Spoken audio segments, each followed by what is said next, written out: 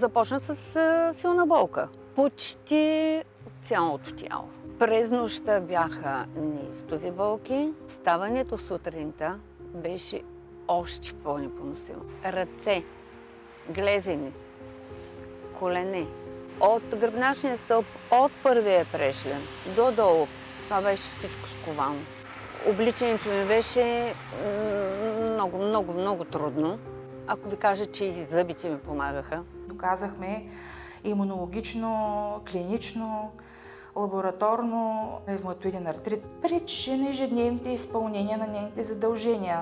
Имаше малко внуче, за което искаше да се грижи, да помага, да му се радва. Не можеше да го вдигне, защото изпитваше силни болки в ръцете. До толкова можех да помагам, колкото да ми го сложат на ръцете, да мога да го нахраня.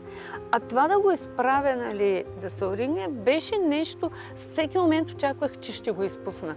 Мислех се за артрит, защото майка ме беше с това. Не исках да допусна, не исках да призная дори пред себе си, че това е прогнозата, това ме очаква.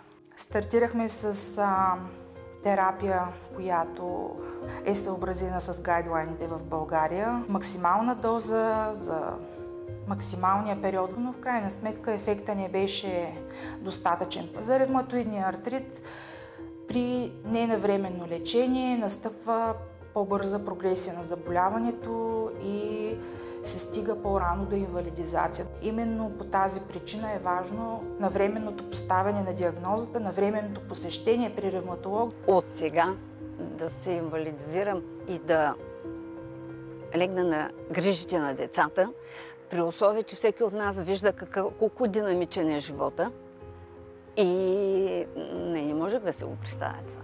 И така се отзвах в кабинета на доктор Николова. Обнадежди ме, че независимо какви лекарства бяха и кортикостероиди, просто всичко беше с временно действие. Продължаваха се оттоците, продължаваха се денонощните болки.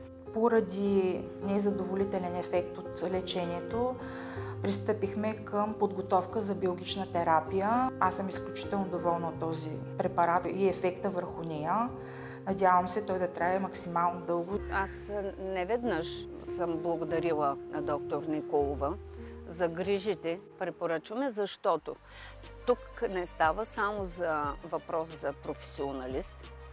Тук става въпрос и за един човек, който се вслушва, който вижда страданията на пациента, съпричастен е, а това е половината терапия. Благодаря и на съвременната медицина за това, че не спира да се развива и че продължава да създава медикаменти. Чувствам се прекрасно. Не е театралничене, не е позорство. Просто се чувствам перфектно. Вече мога съвсем спокойно да тичам по внучето.